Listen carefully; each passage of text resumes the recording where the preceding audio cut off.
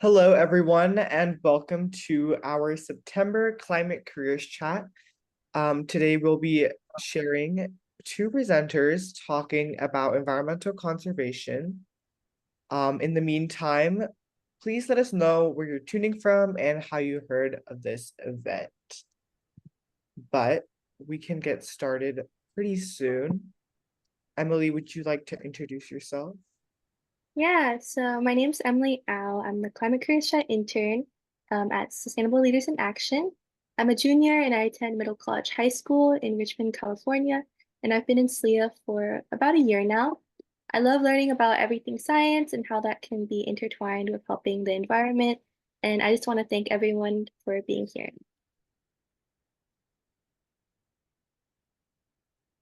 Okay, so here's a quick little, oh no.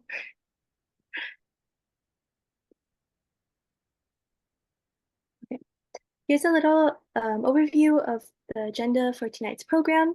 We'll start by introducing the team, and then we'll hear from our first panelist, Cam Foley, and then we'll have a short little informational break. Then we'll hear from our second panelist, Julie Haas-Wajdowicz, and afterwards we'll move on to a Q&A portion. So please submit your questions in the chat. And lastly, we'll finish up the webinar with some closing remarks.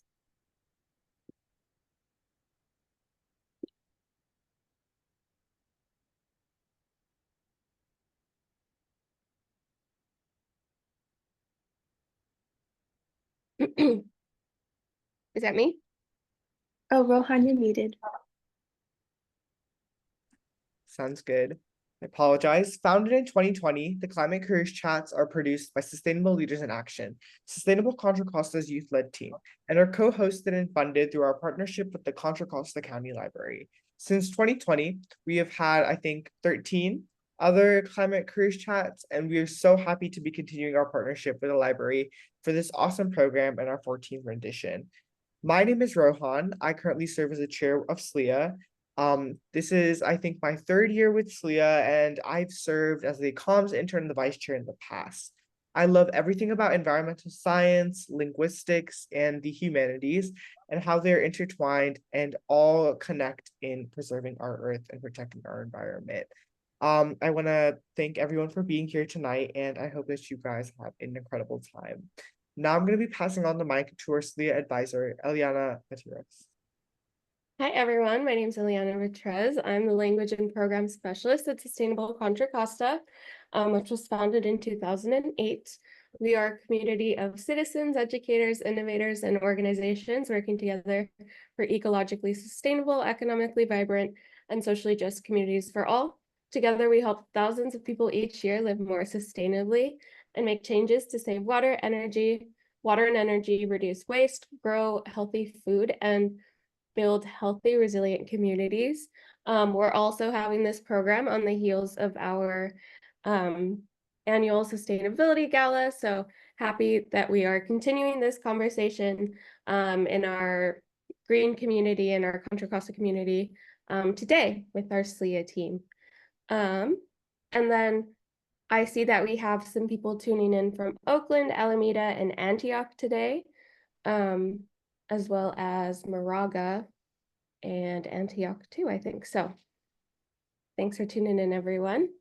Now I would like to give a special welcome to our co-host for this event, Albert Garcia. He is our wonderful librarian that we work with at Contra Costa County, at the Contra Costa County Library. So he will say a little bit about the library and the amazing resources it has available.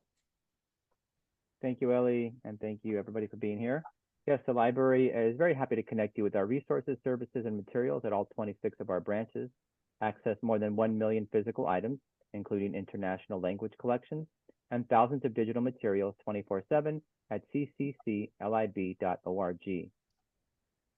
Excuse me. Visit any library to use our public computers, printers, and free Wi-Fi. You can also visit one of our branches with laptops for on-site use or check out a Wi-Fi hotspot for 3 weeks. Contra Costa County Library's adult literacy program trains and supports volunteer tutors to deliver basic literacy instruction to adults throughout the county. Visit our website and sign up for a digital library card today. Thank you very much, and I'll hand it back.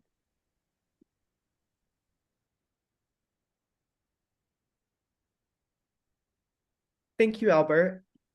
Let's give it up for our amazing panelists, Cam Foley and Julie Haas, for joining us as panelists for our environmental resources themed climate careers chat.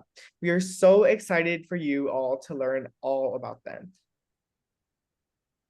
So just to give a little information about our first panelist of the night, Cam Foley has recently completed an AmeriCorps Civic Spark Fellowship working in the City of Alameda's Sustainability Department. She graduated from the University of Connecticut in 2023 with a cognitive science BA and a minor in ornamental horticulture. Previously, Cam has worked as a gardener and spent a year volunteering on organic farms across the country through WWOOF, which stands for Worldwide Opportunities on Organic Farms. Now, we're going to be playing a game of Two Truths and a Lie to get to know our first panelist, Cam.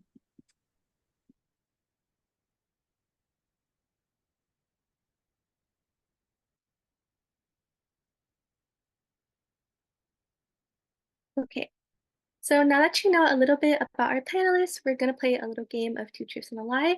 So you guys will vote through a poll on Zoom and tell us which you think is the lie. So Cam, could you please read them out to us? Sure. Okay, the first one is I started indoor climbing 1 year ago and have loved it ever since. The second one is this summer I went to a donkey sanctuary that had 800 free roaming donkeys. And the last one is the highest mountain I've hiked was 14,000 feet in elevation. All right, we just launched our poll. So go ahead and let us know which one you think is the lie.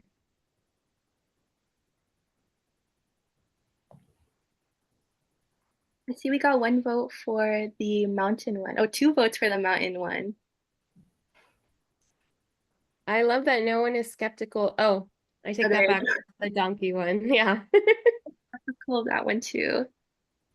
All right. And then moderators, which one do you think is the lie? Okay, I think I'm gonna go against the grain. I think it's gonna be the indoor climbing one. I think you seem like an outdoor climbing kind of person. So I think that one might be the lie. Yeah, I think it's gonna be the donkey one. I feel like it's gonna be something like, oh, there's like 1,000 donkeys or something. So far we have 2 for the donkeys, 2 for the mountains, and 1 for indoor climbing. Yeah, I Cam? want to check out this donkey sanctuary, but I believe that Cam went there. I'm going with indoor climbing. I did go there, and yes, Rohan and Julie are right. Yeah, it's indoor climbing. I started climbing about like 3 months ago, and I do love it, but yeah, it hasn't been a whole year. I know it's not a lie, but you definitely have to tell us a little bit about that donkey sanctuary story. That definitely sounds like an original experience. It was amazing. Yeah, it was in Aruba. Yeah, I would have to find one around here, honestly. That's All very right, thank you so much, Cam.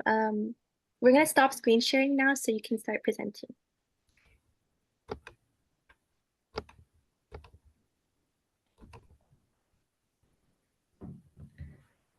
Okay, can y'all see this?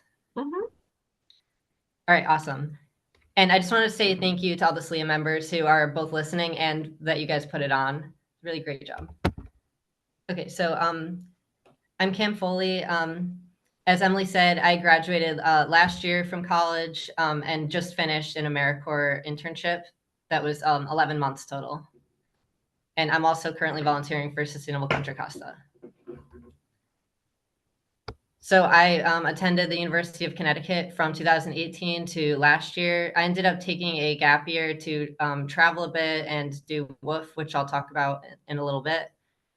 My first sustainability related class was urban plant systems construction maintenance, which got me into the idea of urban forestry. It was an awesome class. A lot of memorizing plant names though, but really fun.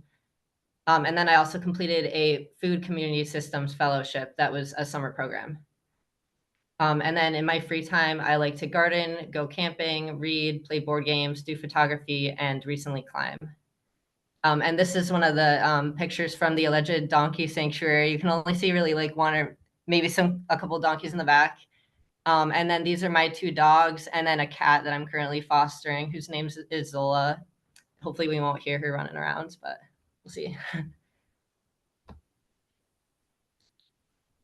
Yeah, so after my junior year of college, it was during COVID, and I kind of just wanted to like see something new. I had no idea like what I wanted to do. I had been doing like psychology up until that point, and I really enjoyed it, but I was kind of like considering other things. So I decided to take a gap year and do some traveling. I stayed at about like probably 6 farms like across the country, including Vermont, Ohio, Indiana, Arizona, California, and Colorado. I got to learn like sustainable farming and just different lifestyle practices, from compost, biochar, zero waste, cob building, which is like building out of sand, clay, and basically like concrete and mixing it with water. And then you can make structures like you can see in the second picture here. So WOOF is like a volunteer work exchange program where you live on a farmer's property and work for around 20 hours a week in exchange for food and housing.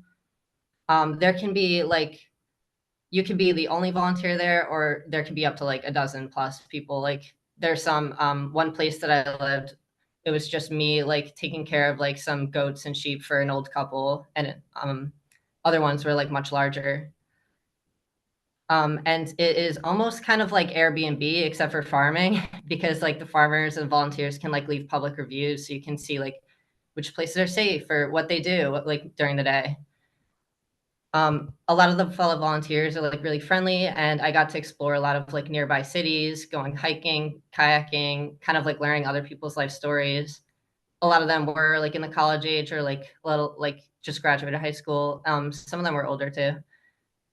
And some of the properties were off grid, so it was really cool to get to see how they solved issues of like hauling in water or having a shower without any sort of electricity, or food storage. Like one homestead had a hand-built root cellar, which was really cool to see.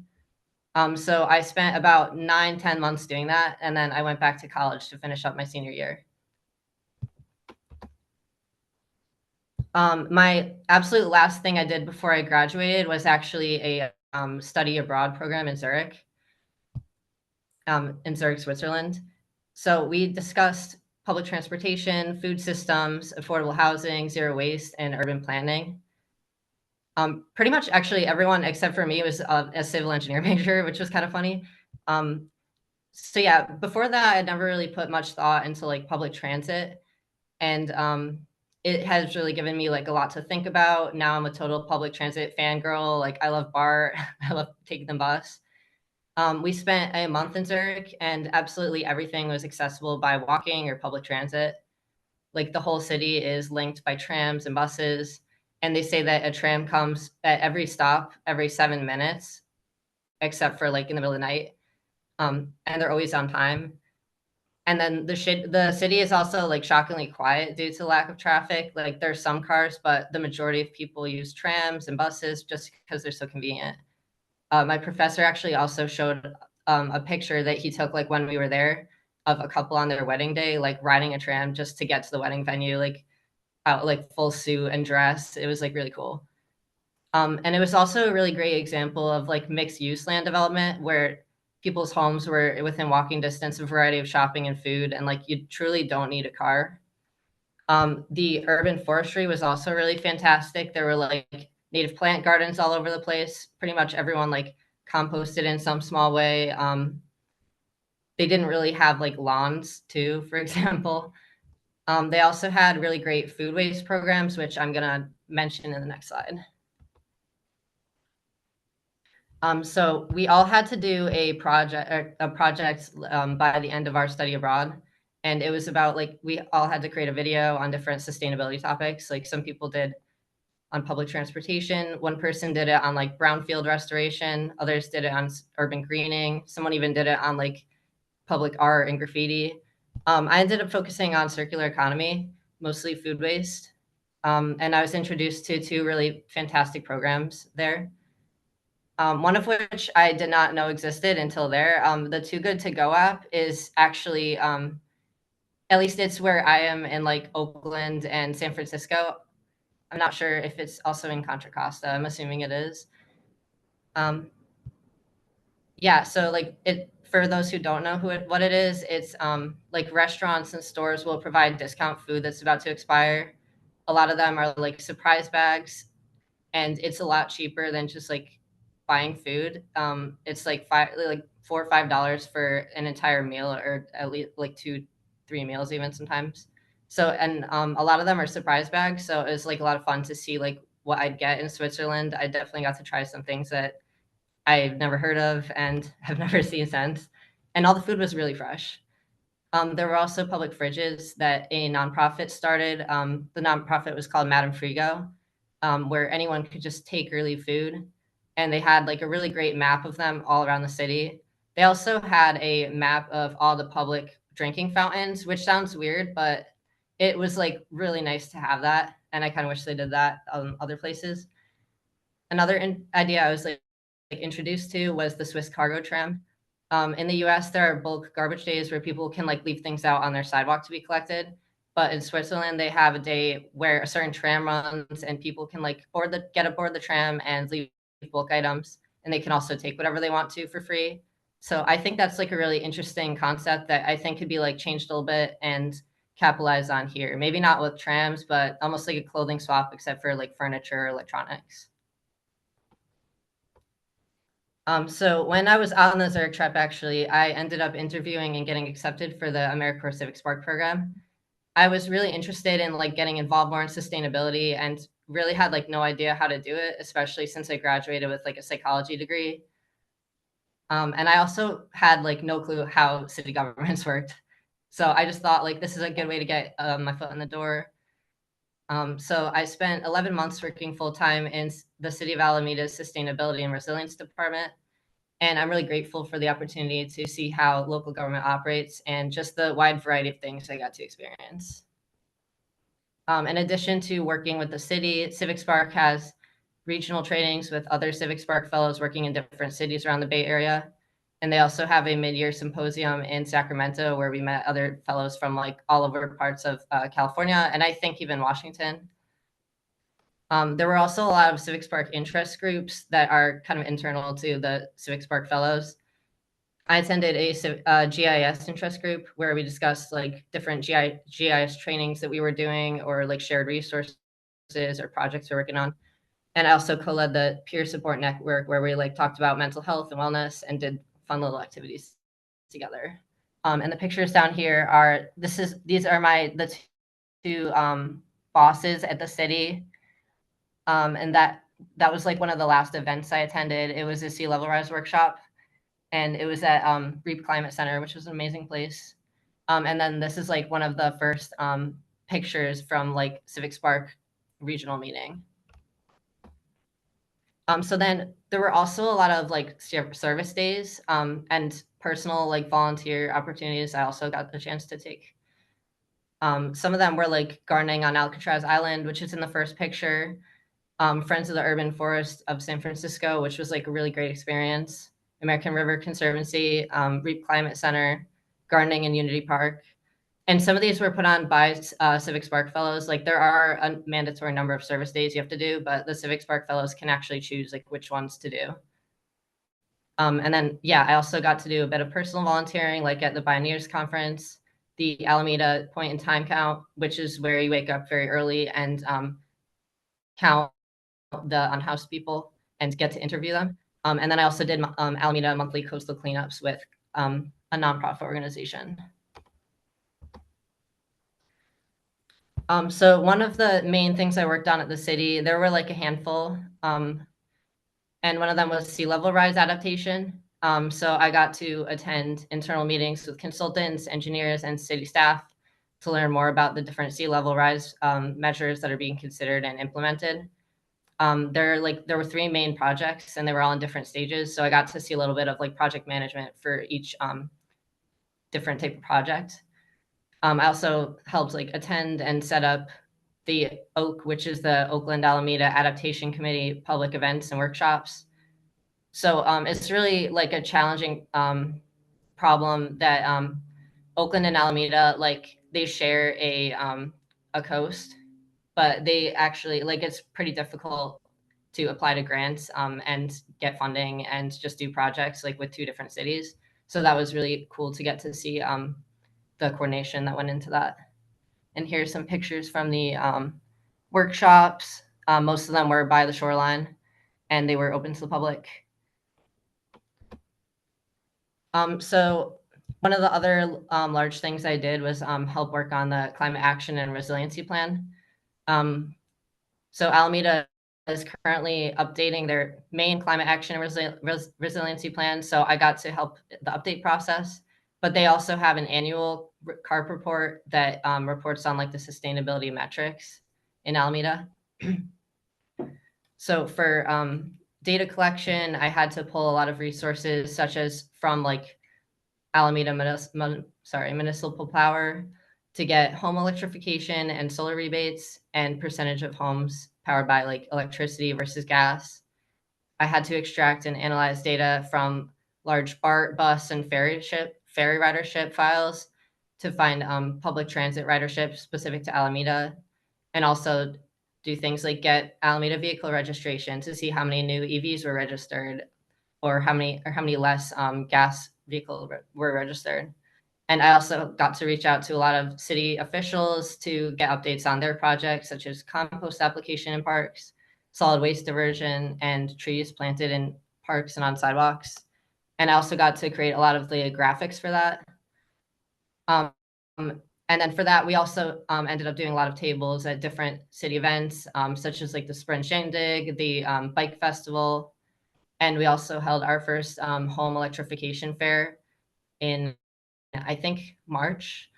And I got to attend all the planning meetings and was like one of the main coordinators for the venue. So that was very cool. And that is the picture on the left. It was held at Faction Brewing. It just looks like a big open warehouse space, but there are about a dozen plus like contractors and agencies and businesses that were all there. So that was like very cool. We ended up having about 100 people there at least. And then I also got to work on the urban forest plan, which I wrote sections of and edited. Got to take a lot of pictures of trees in Alameda too, which was a lot of fun. I also created a public select tree list with climate ready tree species and put together a list of like tree planting organizations or organizations that were kind of interested in helping with that, including like planning some projects. I also did some greenhouse gas calculations for the tree planting projects, which unfortunately I think might be too small to see here, but it's really cool. You can see like the different like monetary value of a tree each year. You can see how many tons of carbon it sequesters, like all different stats, like how many gallons of water it saves from. Yeah, let's see. And then also attended a lot of tree planting projects and meetings. So yeah, I'm still figuring out my next steps. I'm looking into like a lot of sustainability analyst roles and considering applying to grad school too. So kind of figuring that out. Just here, I have some different resources, such as WOOF, AmeriCorps, and then a few different job resources if you're interested in working on climate. All right, thank you guys.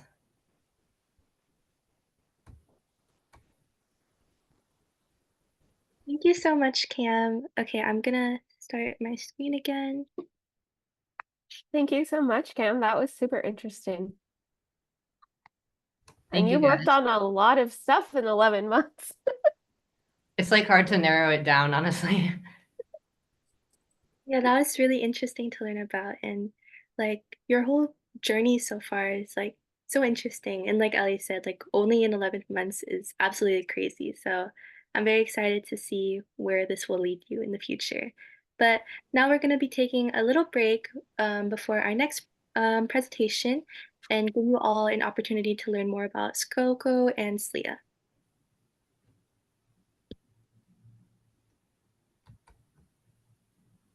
Hi everyone. Sustainable Leaders in Action, or SLIA, is a youth-led branch of Sustainable Contra Costa, a leading sustainability nonprofit serving Contra Costa County.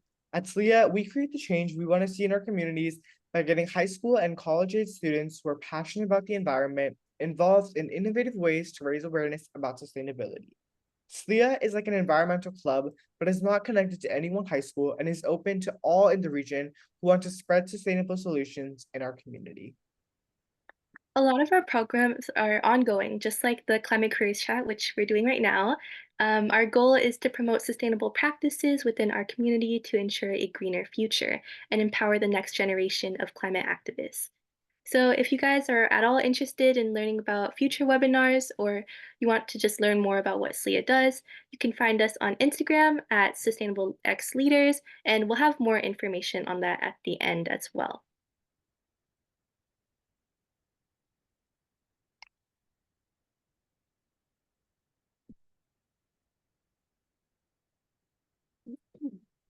All right, great. So now I'm going to talk to you all a little bit more about Sustainable Contra Costa and our main project, which is the Cleaner Contra Costa Challenge. Fun fact, I don't know if our panelist Julie's going to mention this, but I think she made this QR code is what I heard the other day.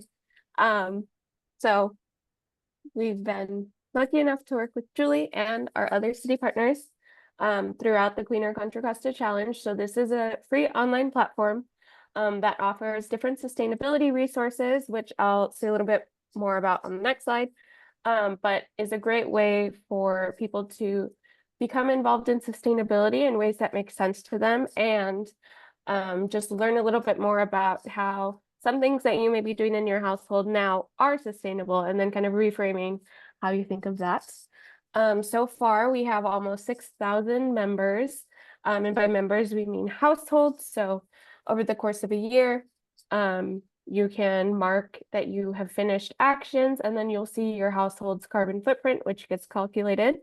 To that effect, we have saved over 4 million gallons of water so far during the length of the challenge, 55,000 gallons of gas, and 1,617 gallons of CO2, tons of CO2 have been saved, and a little over $500,000. So we have been getting really great participation with the challenge, and we're really happy to share that with you all.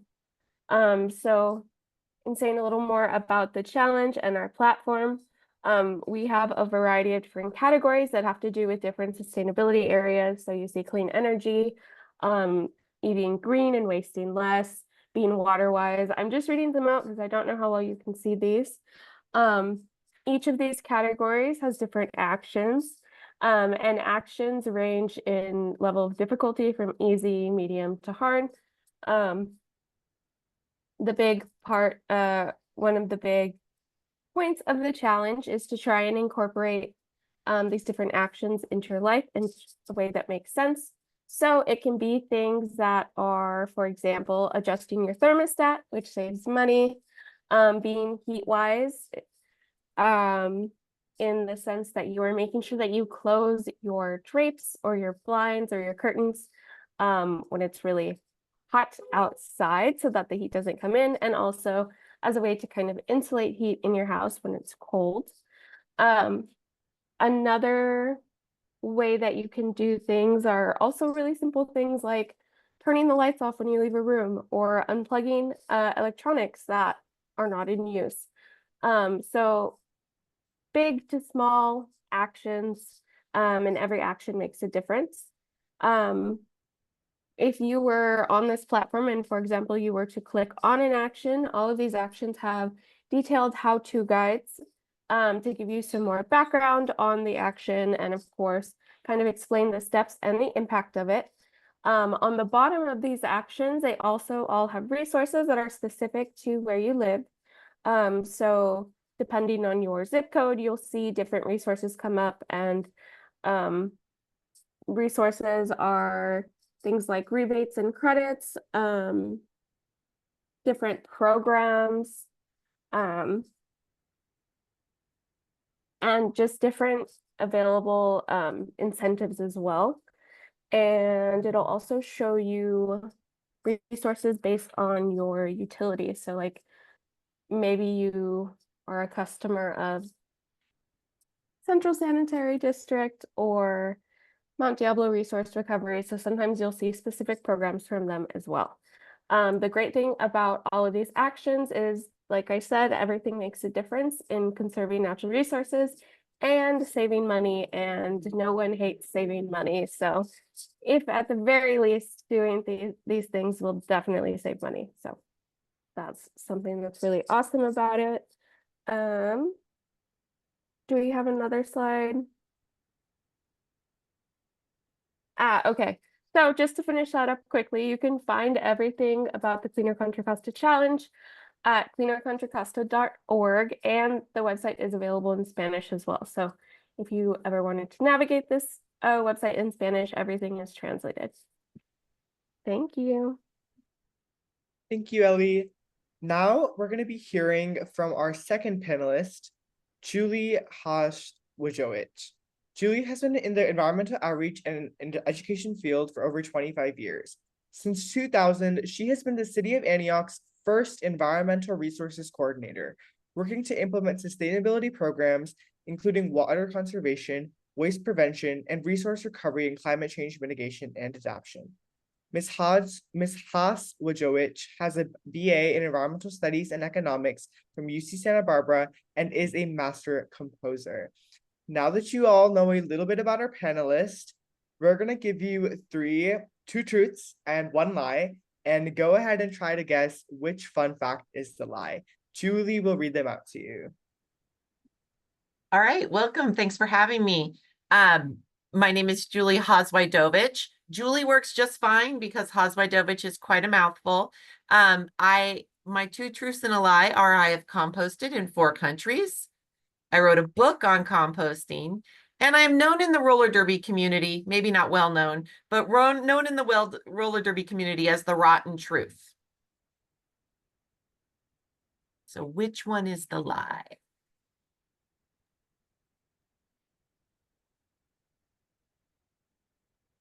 All right, we'll wait till the audience chimes in. Oh, okay, we have split votes so far.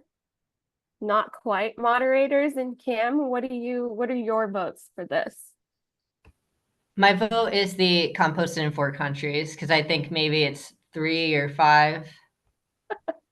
Yeah, I would say the first one too, just because I feel like you would be more of a traveler, so it's probably way more countries than that.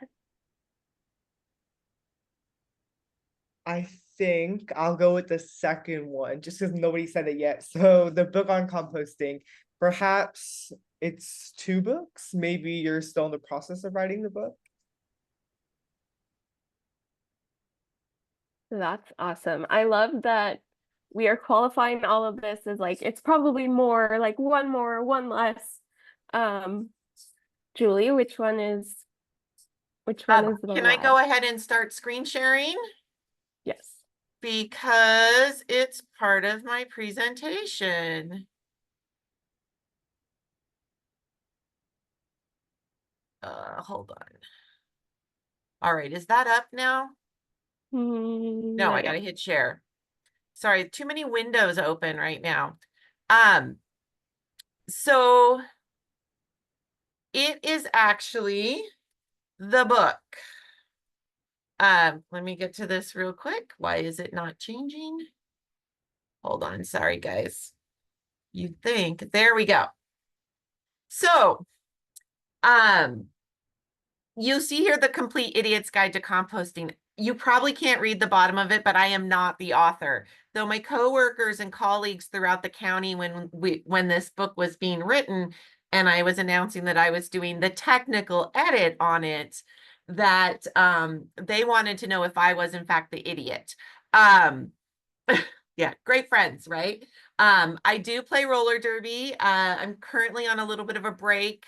Not that I am broken, but just taking a break, and we'll get back into it a little bit later, the end of this year. My number is 301, which is 30 to 1, which is the ratio of carbon to nitrogen for a hot compost pile. And then this picture here is from way back in my Alameda County days when I was, and we'll get into a little bit more of that, but I am a master composter through Stop Waste. And we were at a party with red Solo cups, as you can see. And I decided to pull out the person whose house we were at, their compost bin, which they kept in their closet. As for composting in 4 countries, I have done that. United States,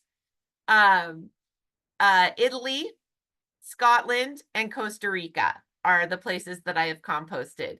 And Italy specifically is where I started composting on vacations, because I arrived at the house that 14 of us were sharing for 3 weeks, and they had already started saving the food waste for me. So they'd already started saving it out, so I had to figure out how to handle it at that house, and we went ahead and buried it a couple of times while we were there in the 3 weeks in an ornamental section of the garden. So that was what started my composting while on vacation thing. This past summer, not the one we just had, but 2023 in Scotland, we stayed at a place that actually had their own compost system, and so I was able to just bury our food waste from that trip. But yeah, it's something that I do. In fact, we've even at one point had a worm bin at City Hall under my desk. So as was mentioned a little bit in my introduction, thanks for that, Rohan. I am actually classified as an administrative analyst. So if you're later wanting to look and see like, well, how much does Julie make? Or like, what kind of skills do I need? Or what's the hourly starting rate?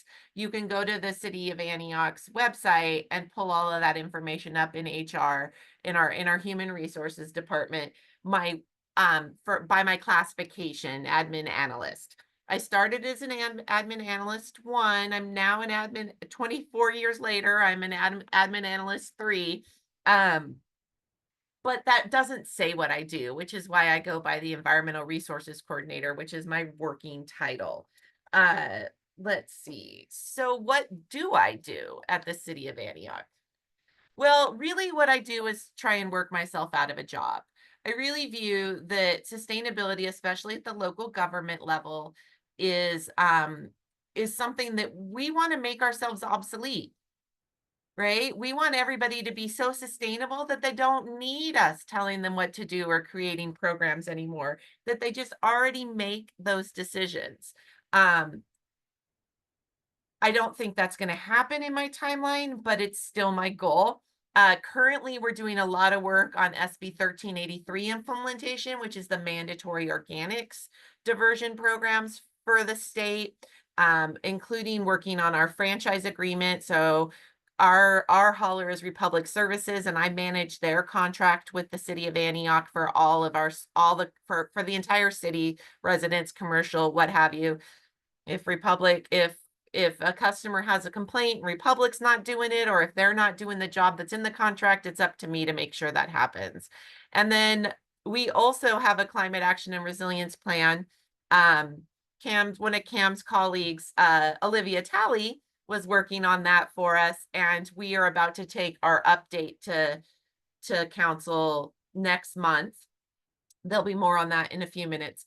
But also, in 2020, when we did our climate action resilience plan, it was also, the original one was written by another Civic Spark fellow. So we have definitely taken advantage of the wonderful talent pool that Civic Spark draws in, like Cam, to do work for here at the City of Antioch.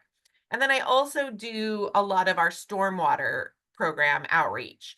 And that program federally is called the National Pollution Discharge Elimination System, NPDES. When I interviewed for my job in 2000, I had to look that up. I had no idea what it was. So I have also, just as a little FYI, over the last 2 decades, I have been in 3 departments. My job hasn't changed, but our department has. and I now am in the Public Safety and Community Resources Department.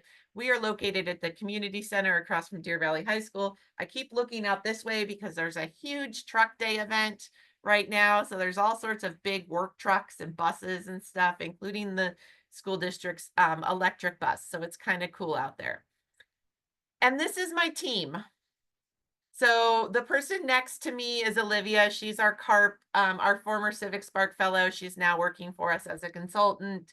And then next to her is Dawn Schultz Allen. She is our part-timer right now working on food recovery. And then next to her is Marjorie, and both Dawn and Marjorie are out right now doing outreach at the truck day. And Marjorie works on our recycling requirements for construction projects.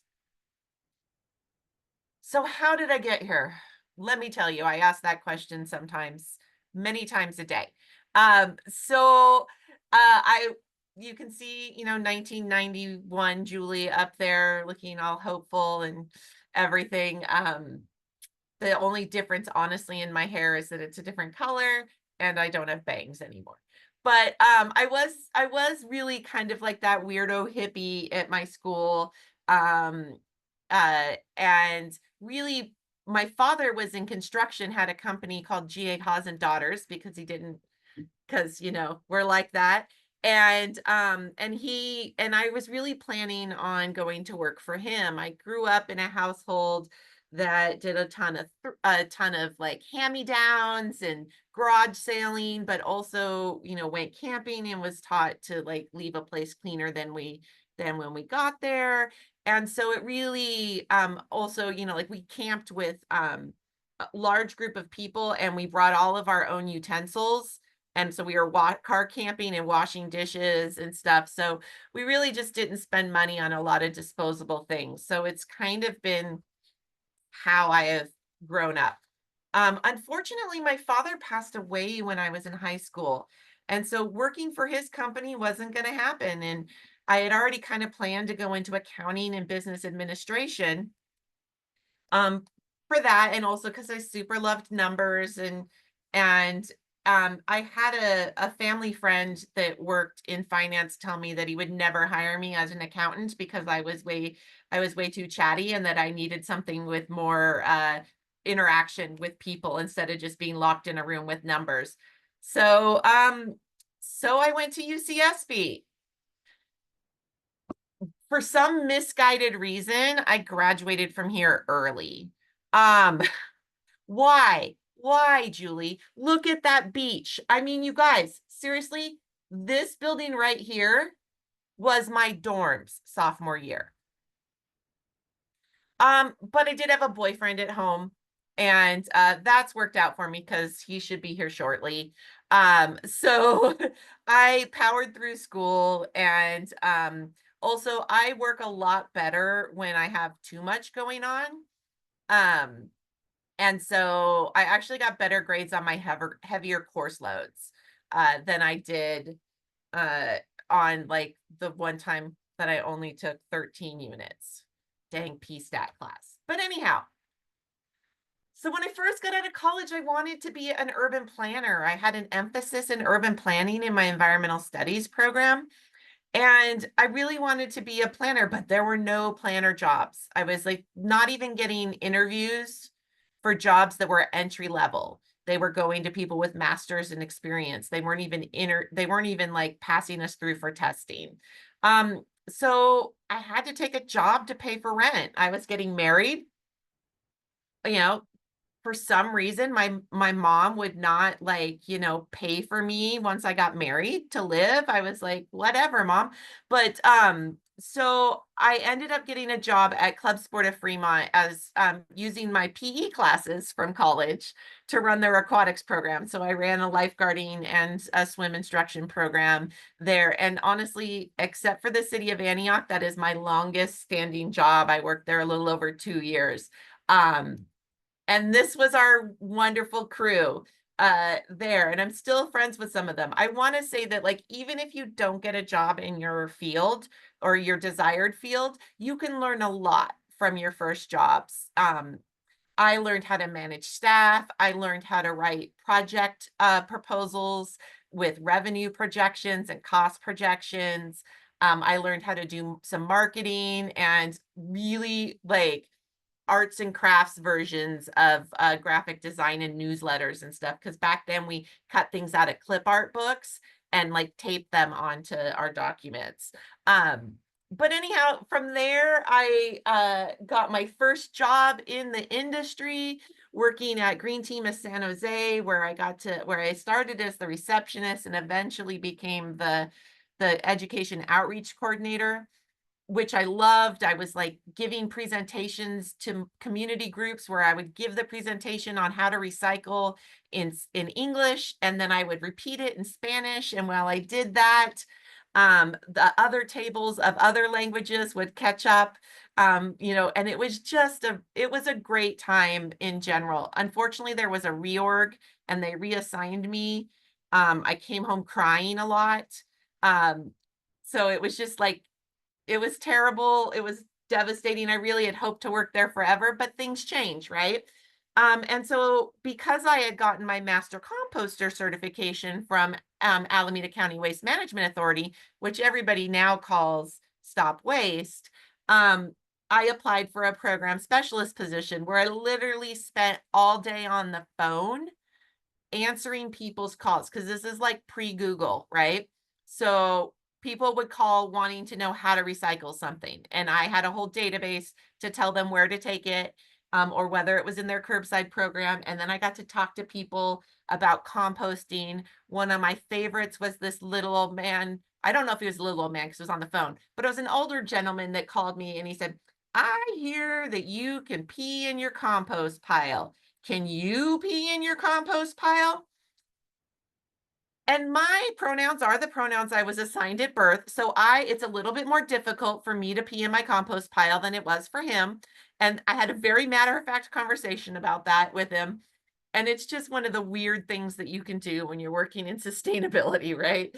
And then I bought a house out here in Antioch in early 2000 and was taking BART into San Leandro, where Stop Waste was at the time, when this environmental resources coordinator job came up. And who knew that this last first day picture was going to be my last first day picture, because I intend to retire from here in a little over 3 years. But that's what 2000 Julie looked like as an admin analyst. These pictures back then were on a giant magnetic org chart in our city manager's office. And it had everybody's first days. So it was really kind of fun. So why am I still going to stay here? I mean, how can a person do a job for that long? Some days it's hard. But since 2014, I have got to do something new before April of every calendar year. I've been in the same job for 14 years at that point. And literally for the last 10 years, before April comes around, I go, well, I've never done this before. So it keeps changing. I keep building it up. Antioch is a place where honestly, we have a lot of professional freedom. So if you can figure out how to get something done, they usually let you. So it's been kind of a wild ride. Also, I get to go out in the field still. The picture here of me in the kayak, I started during the Great Recession. We were furloughed on Fridays, and I was like, well, now that I don't have to work on Fridays, I'm going to start a coastal cleanup day paddle, because I ran the coastal cleanup day on Saturday, which is coming up this weekend, and I don't have to do that anymore. And so on the Friday before, we would do a paddle one. And this year, unfortunately, we couldn't pull it off, but we get about 20 or so folks out on kayaks and go clean up the shoreline. And it's a ton of fun. You can see, like, what the heck, people? We pulled this little TV VCR out of the water from our kayaks.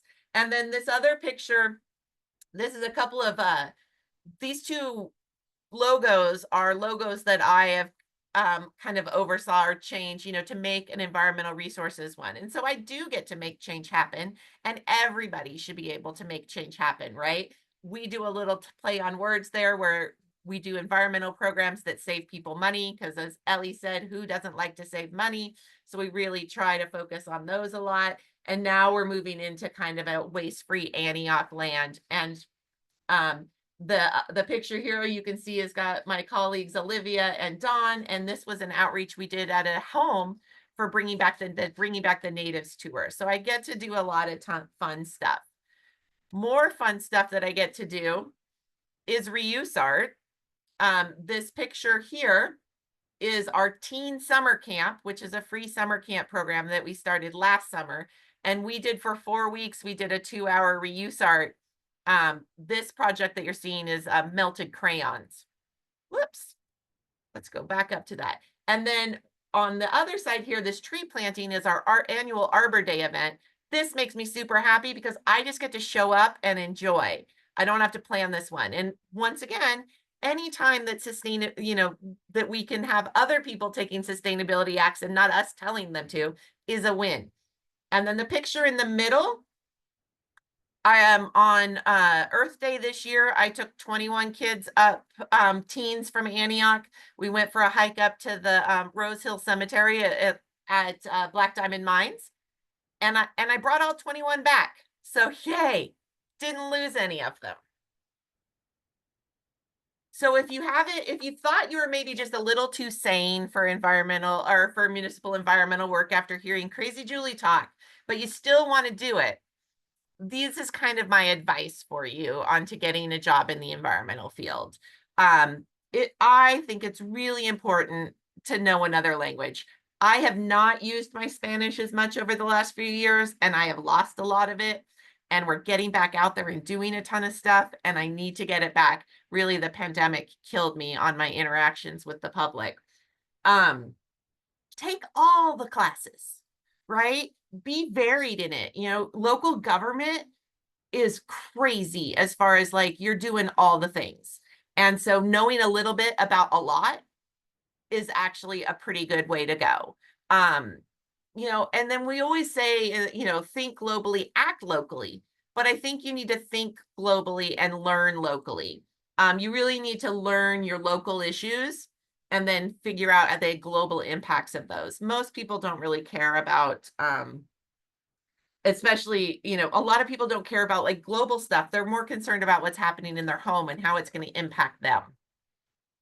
And then I say, try a field out, get an internship or work part-time. And I have some more on that in just a second. And then, always make sure, especially if you're going to be the spokesperson for sustainability in your community, that you're walking the walk and talking the talk. Be green, do the things, have examples in your real life. It really helps people relate. So now's the time to get out your phone. If you live, work, or play in the city of Antioch, this is the QR code for our soon to be launched Resource Recovery Ambassador Program. This will be at events like right now, we have Truck Day outside, and there's all sorts of flashing lights out there. But they put out our recreation department and puts out the 3-sort containers, but we need people to help make sure that residents do it correctly, or that your community group or your local employer does it correctly. And we're really trying to build up our subject matter experts on proper sorting for full diversion. And this will be a stipend program for the city. So if you complete the training, which will probably be about 3 or 4 hours, you'll get a little thank you. It'll be like about $50.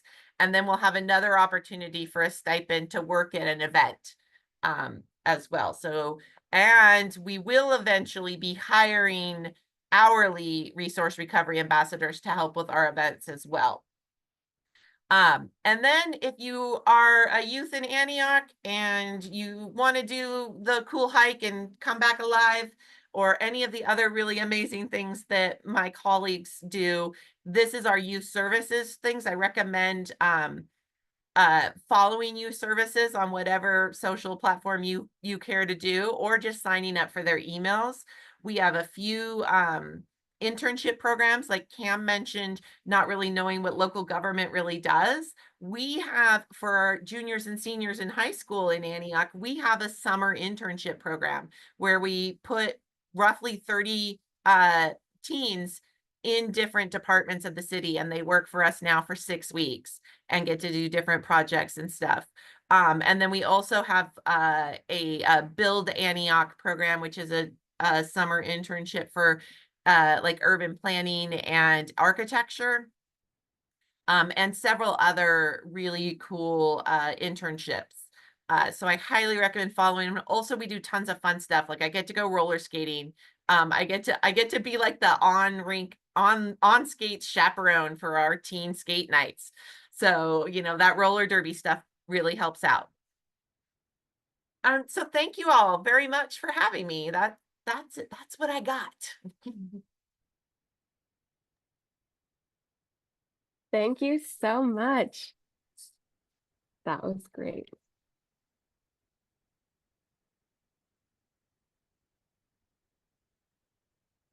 Okay, while we pull up our presentation, audience, start thinking of your questions. You can submit them on the bottom right of your screen in the Q&A, using the Q&A function.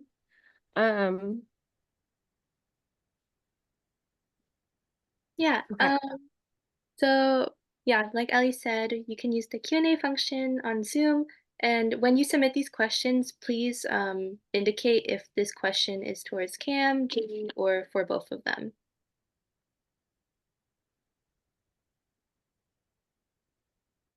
Just to kick things off, for both Julie and Cam, I had a little question. I'm also sort of interested in this like intersection of like environmental science and like the science behind it, and also like policy and like how we can like make a difference in our like local government and like legislation. And I noticed that both of you have those like similar patterns and themes. So I was just like wondering what led you to like synthesize like those passions together, and what do you think makes that different from like just doing policy alone or just working in like environmental science in particular? Well, I am not a science person, for starters. I love economics. I love like the market stuff. I love you know, community-based marketing and social change. So I literally took like science classes that were required, but they were for non-science majors. So for me, it's really about the practical application of things and the overall variety. I mean, one thing I didn't mention earlier is I get to write like local laws. So when you're thinking about policy, I think a lot of times we think about like really like higher level policy and advocacy on like a more regional or statewide or federal level. But like I get to write the municipal code for solid waste. I don't, the electeds approve it, but you know, it's like we're really writing the local policy, and that is, in my opinion, it's just fun. Yeah, I think policy definitely has to be something you're passionate about. Like it's hard to write policy for something you know nothing about, or maybe that doesn't play into your daily life. So for me, it just kind of came naturally in that way, as someone that like just is outdoors all the time and really like just loves the environment.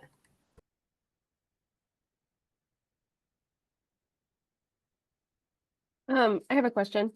So, Julie, I similarly am not a science person, but work in sustainability. So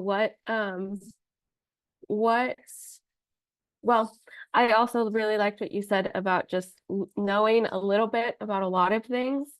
So how would you say your skills kind of complement sustainability, especially like the really technical parts of it?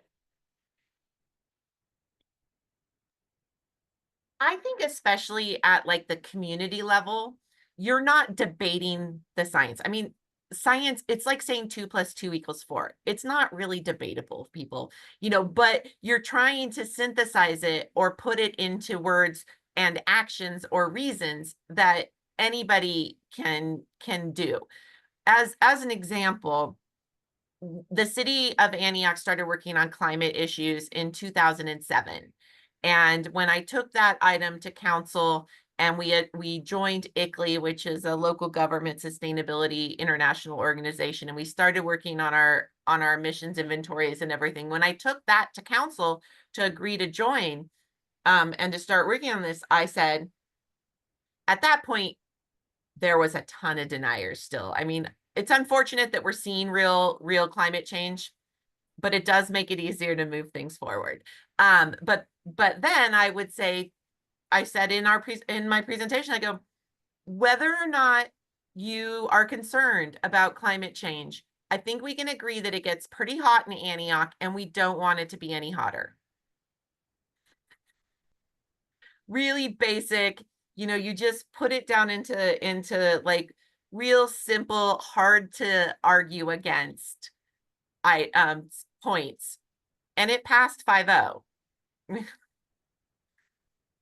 So. I love that.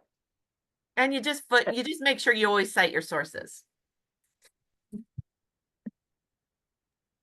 Yeah, so I had a question for Cam. So I noticed like when you're presenting throughout your climate or your career journey so far, like you definitely have worked in like a variety of like different types of things. Like during your like Civic Sparks internship, you did a lot of like hands-on work and like community work, but you also did like the climate action and resiliency plan where you did a lot more like data work. So I wanted to know like what interests you more, or like do you like working on both of these things? Do you have a preference? Yeah, I think I'm still trying to figure that out, to be honest. Life is definitely a journey. Like I really like the variety of the climate action plan because it's not focusing on any one thing. Like it's focusing on kind of everything, including urban forestry. So like while the urban forest plan was more specific to just trees. So I'd say like I really like the climate action plan, and I do love data collection and analysis.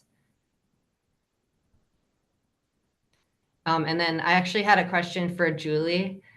So as like the first environmental resources coordinator, what was like one of your first favorite accomplishments maybe that you did? And then maybe what were some of the first challenges you recognized? So when I started with the city of Antioch, the reason they needed created the position was because we were out of compliance with state regulations for solid waste diversion. So they had previously just implemented a yard waste collection program, and we had the option for residents to opt out of the program if they like used a landscaper, if their property was hardscaped, or if they composted. And I was, one of the first things I was supposed to do was verify all of those exemptions. And there was like 1,000 of them. And there was over 200 of the residents that applied for an organics exemption or a yard waste cart exemption, because we didn't have food waste back then. Over 200 were composters.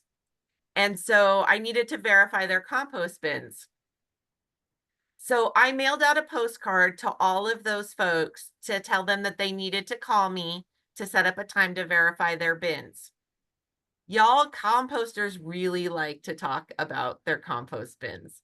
So when those hit the homes, my phone was ringing off the hook. And the day that they like hit a bunch of houses, I was like away at some meetings.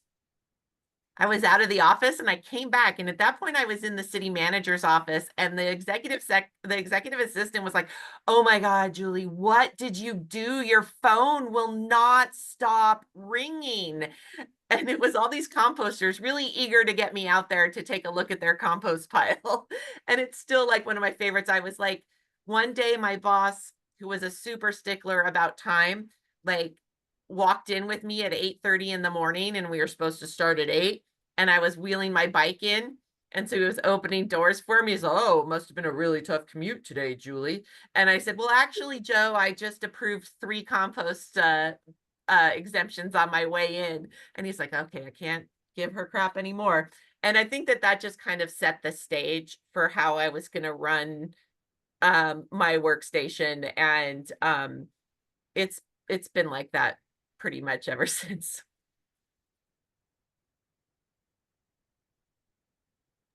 I had another question. Cam, I was also looking into the Civic Sparks Fellowship and all the like that to go with that. I think about last year, and it was super cool to hear from someone who actually did it here in our community, and your experience with it. So I was just wondering, to learn like a little bit more about like the support network. Um, I know that like now finishing up like with the Civic Spark Fellowship, like how is that like community, I guess, like helped you grow, like helped you continue on like with your passion with environmental like policy, like data analysis. Um, yeah, if you wanted to talk a little bit about that. Sure. Yeah. I think everyone I've met has been like so inspiring, like especially at Civic Spark, but also in the city and the nonprofits that I've kind of worked with. Yeah, it's like awesome just to see everyone so passionate. Um, in terms of support, you mean mostly after or like during the term? I think both during and after. Yeah, during we meet like pretty regularly, and we also had a group chat going for most of the time. Um, lots of like even just hanging out kind of outside of Civic Spark events too. Um, and yeah, after we have like there is a Civic Spark alumni, I believe, website and LinkedIn. And a lot of people like I've reached out to people for like I've looked at jobs that I'm interested in a particular company, and I've reached out to like Civic Spark fellows that got the job, and like everyone's like so willing to chat, so that's like really nice. Or even if you just say you're interested in it, they would definitely like be willing to chat with you. Yeah, I feel like everyone I've met has been like really awesome. And there's also an education award, right? For completing Yeah. Civic Spark? Yeah, and then specific to California, there's like another award, which I didn't even realize until I started. There's like a California for All award. So it ends up being, I think, around $10,000 that you get to use towards either loans or to just education. And I would say that that doesn't even have to be like grad school or a master's. It could be training courses. It's pretty, it's somewhat lenient, though I do know that our original author of our climate action resilience plan, Lorenzo, he went to grad school in Sweden for economic history. He just finished. But yeah, there's people do different things with their education award. There's actually, I think you can even do like Outward Bounds, which you can like go on these like really cool expeditions for a week, like camping and stuff. And also you can use it to like for equipment. So if you wanted to take like a photography class, I think that you'd be able to like buy a camera, or you could buy like a laptop for your school classes. And yeah, you could take like any class, like cooking, art. I do plan to do that. I'm just trying to figure out the best way to use it. That's so amazing to hear. No, that sounds super, super cool. Definitely an opportunity that I think everyone should consider.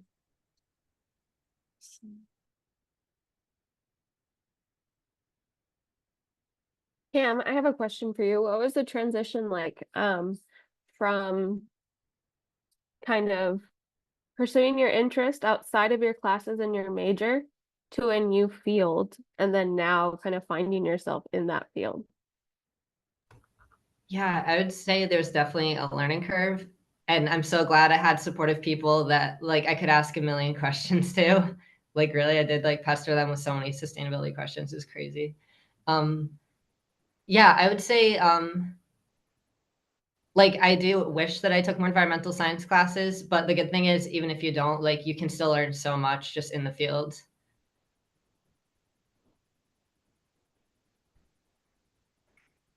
Julie, I had a question for you. I'm not sure if you went over this, but like, what exactly does being a master composter entail, or like, how did you even get the role in the first place?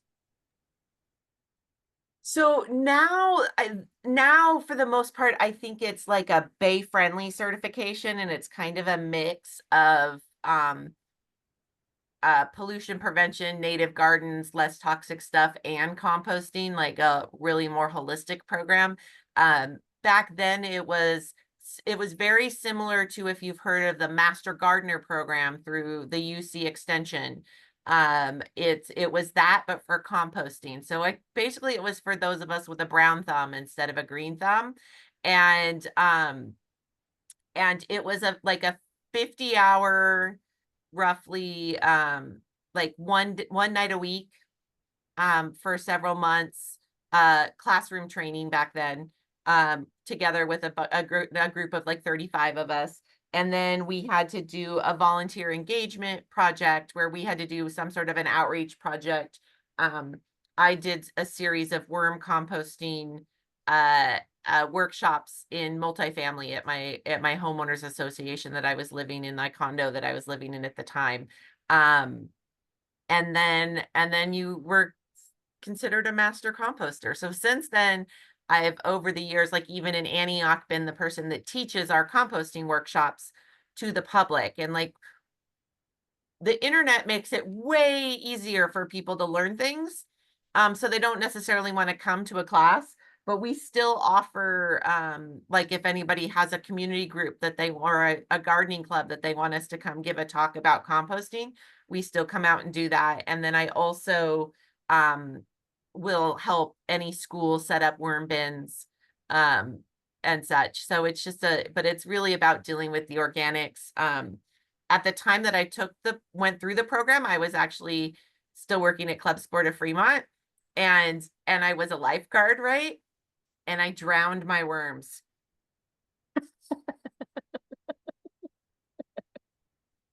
You weren't a worm lifeguard. I know, right? That was an oops, you know.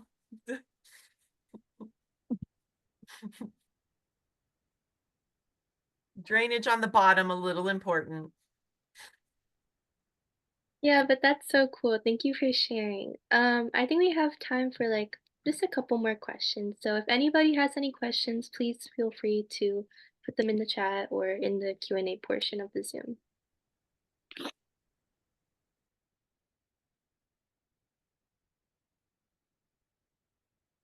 Julie, what's a tip that you have for people looking for sustainability jobs but aren't necessarily like hearing back from them?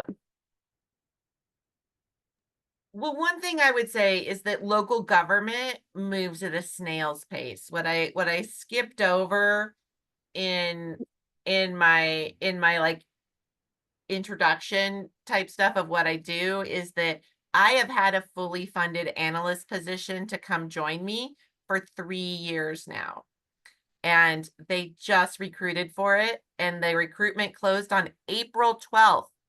And we don't have any interviews scheduled. All those people have probably already gotten jobs. So really like keep putting stuff out there, keep looking. I highly recommend going to governmentjobs.com and creating your profile and getting your resume and everything and all your work experience loaded in there so that it's super easy to report, to get to just submit applications. Because it takes forever to hear back from local government. And that's not new. I mean, it took several months for me to get the job when they were under a compliance order. Yeah. So it is time consuming. It does take time. I do recommend if you can get into somewhere part-time to do that. It caps you at like 1,000 hours in local government to be just a part-time hourly employee. But that gets you in and gets you learning things. And there are things that can be done to make it easier to bring on people full-time. Also, it's just easier when you're finally getting around to interviewing people, to know the ones you've already been working with. So I think that that's a big thing. Or work with partners. Local government works with a lot of different consultants. A lot of climate action plans are done by consultants.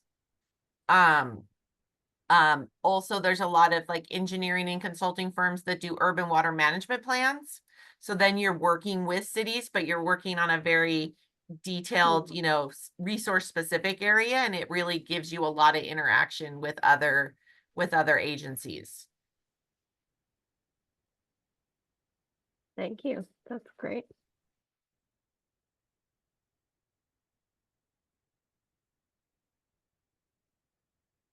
Pam, can you say a little bit more about how you network with, just how you network when you're looking for a job? Yeah, I would say I've been like volunteering when I can, and that's been very useful. Like I was at the sustainability gala with you guys yesterday. Like also something I've been meaning to go to for a while, and y'all that are interested in sustainability, there are, or I guess maybe not until you're 21, but there's something called Green Drinks, which is like a meetup for sustainability professionals. I would like to go to that, the next one they have. And I would say like conferences, like even classes, like I went to a cool medicinal herb workshop put on by a farm in Berkeley, blanking on the name of the farm, Gill's Tract, which I met a lot of like sustainability related people. So yeah, I would just say like get out there and just do what you love and something will turn out.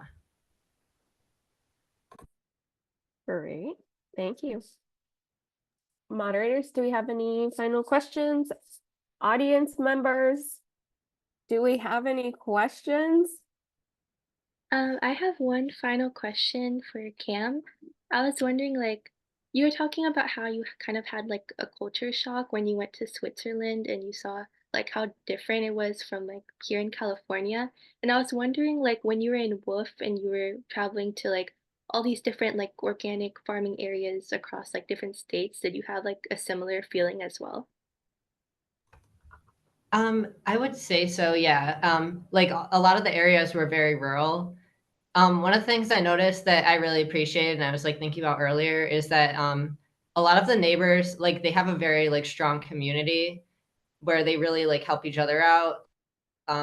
If like one neighbor grows apples and another grows like corn, they'll kind of like exchange food, like not even necessarily like bartering, but kind of just like in a friendly way. Um, and culture, like I guess also just the idea of living off grid is definitely a shift if you're very used to having running water, having electricity. So yeah, I would say like it takes a little bit of being resourceful, but it's like a really cool experience. And I guess if you like have a little bit of time, it's a really great way to just like dip your feet in, especially because with Wolf you can like choose to just go for a week or you could choose to go for a month. Like it's not, there's no like true like obligation, I guess. Yeah, thank you. Audience, do you have any final questions, or Rohan, do you have anything else? Okay. No, I think it was so great hearing your guys' experiences. Definitely learned a lot. Thank you so much for answering all the questions. Ellie, or sorry, Emily, who is sharing screen? SLIA members in the audience, do you have any questions? LOL, everyone. Ah, silly Okay. gooses. With that, I'm going to share my screen again.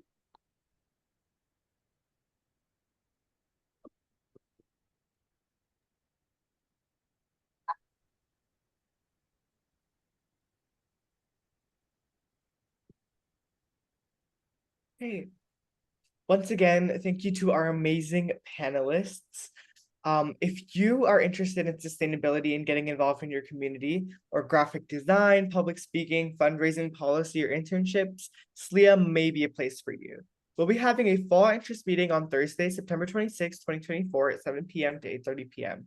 This event will be led by SLIA's interns and will include a Q&A portion to answer any questions you may have about SLIA. In the meantime, follow SLIA on Instagram at SustainableXLeaders. Take a look at our link tree and invite a friend along to this interest meeting. And our interest meeting is one day from today. So this time next week. Again, I want to give a huge thank you to both of our panelists for sharing their lives with us. If you guys are interested in SCOCO, SLIA, or any of the resources that Cam or Julie mentioned, you can find it at the QR code right here. And with that, we'll see you all at the next Climate Careers Chat. Thank you so much to everybody for joining and listening. Yes, thank you so much, Cam and Julie, for joining us. Your presentations were awesome, and it was great just hearing about your different perspectives, especially as people who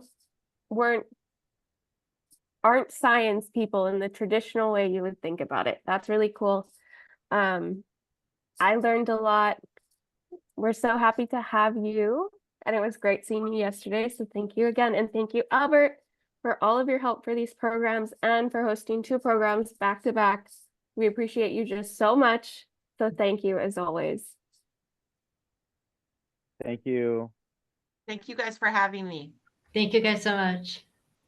Thank you. Have a great night, everyone.